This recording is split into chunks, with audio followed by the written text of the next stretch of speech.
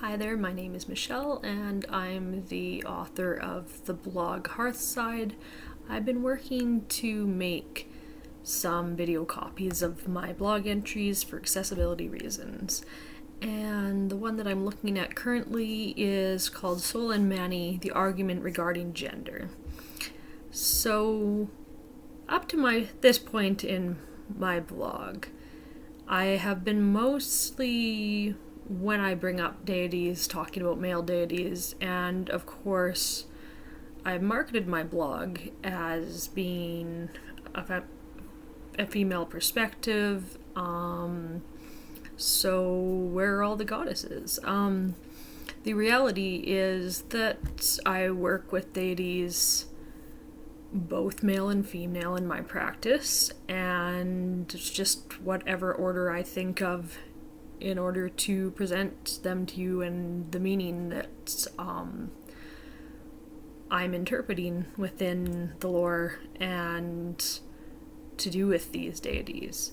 So, there are a lot of goddesses in my practice, and I really feel like there's like a connection to them when I observe the world around me. The elements are very fierce here, and I feel like in January, when there's a frosty gale going around, it's like Scothy is laughing and playing in the snow and in the icy air. And I imagine the pregnant girther descending into the earth to await the spring at winter nights. I feel tender Adune among the apple blossoms in the spring, and the soft touch of ear as she uses hot water to clean her wound or brew tea to break a fever. The goddesses are everywhere, all around us, and they slip by with this feminine grace that almost goes overlooked and unnoticed, just because of the society that we live in, and that those are not the things that we're looking for. We're looking for those stark energies that have the masculine aspect to them. That's the way that we're taught to act. Even in the workforce, a woman should act more assertive, more like a man in order to be taken seriously. So there's not a lot of value in modern society to acting feminine, and so it's hard sometimes for us to see that value in the world around us. I also think with deities that whether they're male or female, that's not really that important. Some of them in the lore are a little bit of both. And I don't feel that they're very bound to their gender necessarily, and that it serves a different function for them that it does in our own society. And also our own society is working to break down those values that have existed in the world for some time now, to do with patriarchy and roles of men and women. And so maybe it's not as valuable in our society anymore to see gender that way any more than it is to see it that way in the lore. We can look at Thor, who's dressing like a woman in order to get back Mjolnir, and he does so passably enough that the Jotun don't notice. And then, of course, there's Loki, who often is one gender or another, or not even in a form that looks similar to a human. And Odin, of course, also, he learns Seder, which is a female art. And so it doesn't really matter if he's male or female either. And the same is true of the goddesses. Freya is the goddess of war, so that is normally associated with the masculine. And Skadi, who is this strong and fierce and independent woman, she comes to the Aesir with her sword drawn, looking for vengeance. And then there's Frigg, who, although she seems on the surface to have this traditional feminine way about her, she is able to best Odin in contests of wit. And she is the one who comes out victorious. And despite all of the gentleness of goddesses, there's always this hidden strength, and they're not someone that you would want to trifle with. So that gets me to the topic of my blog that I'm looking at today, which is Sunna and Máni, or Soul and Máni. And I tend to use Sunna and Soul interchangeably. I primarily use Soul, but I might use Sunna for literary reasons if it sounds better in the context that I'm using it. That's mostly just to do with etymology and also my love of words. I am a poet and I have a degree in English literature, and I just spend a lot of time geeking out about words. So it's just, in the right context, I'll use one or the other. So why is it in the lore that Sunna is female and Máni is male? Because if we look at Greek and Roman traditions, then we see the opposite occurring with Artemis and Apollo. And there's quite a few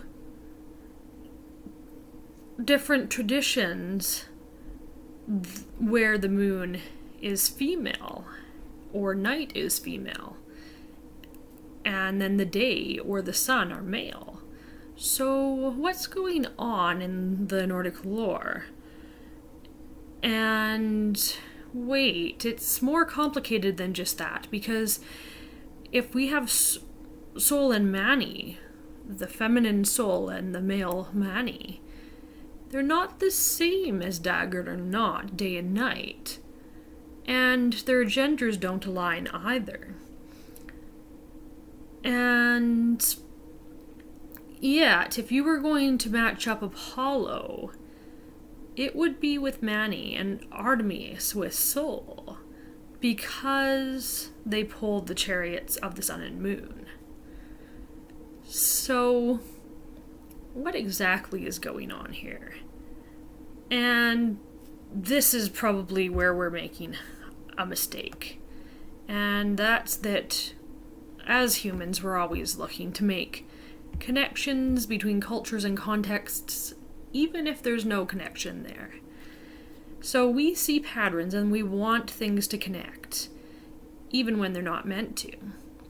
And the same was true when people were writing down the lore. They were trying to compare gods that were not the same between Hellenic and Nordic practice, for example, or Roman practice and Nordic practice, and equating things in ways that didn't really make sense. The Nordic traditions evolved separately and with minimal influence from the Greek and Roman traditions. And certainly the idea of chariots itself might have been Greek or Roman, but the deities may not have been, and may have pre-existed even before contact with these groups. And there's also the argument that Sunna and Máni were not originally deities at all. They were the boy and girl whose father named them too high for their stations and insulted the gods, and as a result they were cursed basically to pull around the chariots of the sun and the moon. And this is where it gets interesting, because It says they pull the chariots of the sun and moon, but they themselves are not the sun and the moon.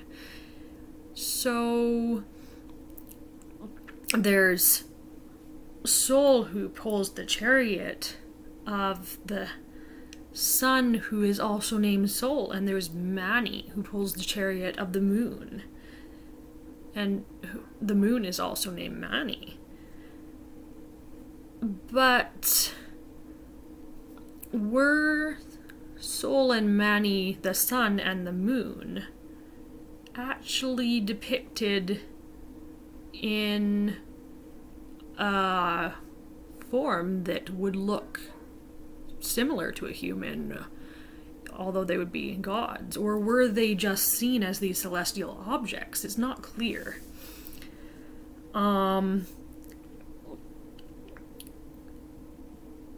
So they're named after the sun and the moon. But Sol and Máni are also the names of the sun and the moon. Pretty clear as mud, right? And in modern practice, we're not really differentiating that there's Sol who pulls the chariot and Sol who's the sun, or Máni that pulls the chariot and Máni who is the moon. Even though they are associated with each other, we don't know if their genders match the natures of sun and moon in the lore.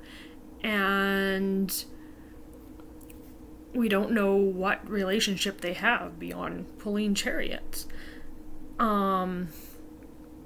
And it's also interesting that this curse that the gods put upon the children for being named after the sun and the moon actually seems to raise them almost to the statuses of deities. So in a way, their fate was written by the names that their father gave them.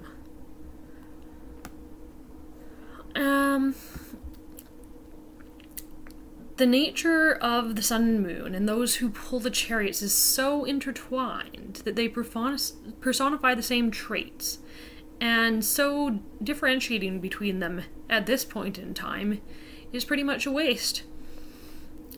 Whereas we can differentiate between Not and Máni, or Sol and Dagr, because it's necessary and it's vital, and they have different functions.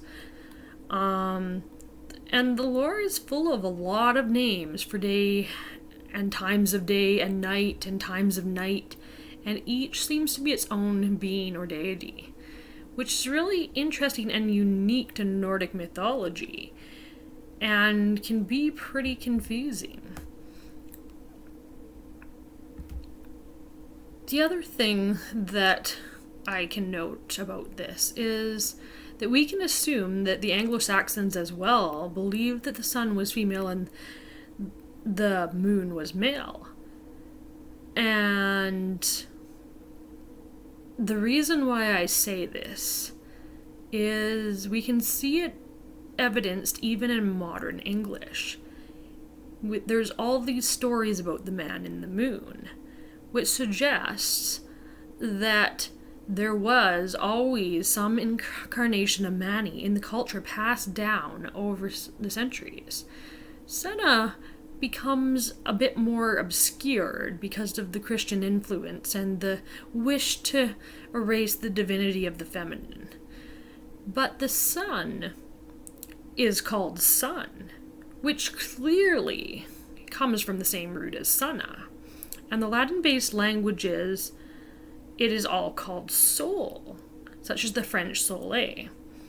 So the erasure was only effective in the knowledge of the deification of the sun, and not in the naming itself, which seems common where pagan practice was erased in the past by Christians, and yet it carried on longer in the knowledge of the common people, under the radar in the folk tradition, and slowly over time the meaning was lost.